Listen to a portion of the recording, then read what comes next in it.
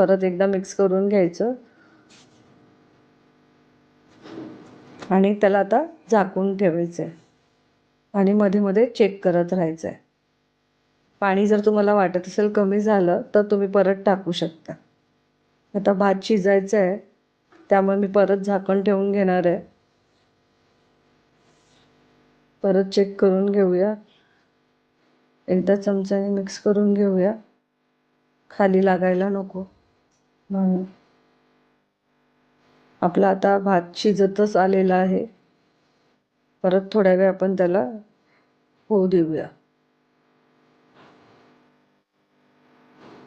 आता सुंदर स्वादिष्ट असा आपला मसाले भात रेडी आहे. आपण कोथिंबीरनी त्याला गार्निश करून घेऊया.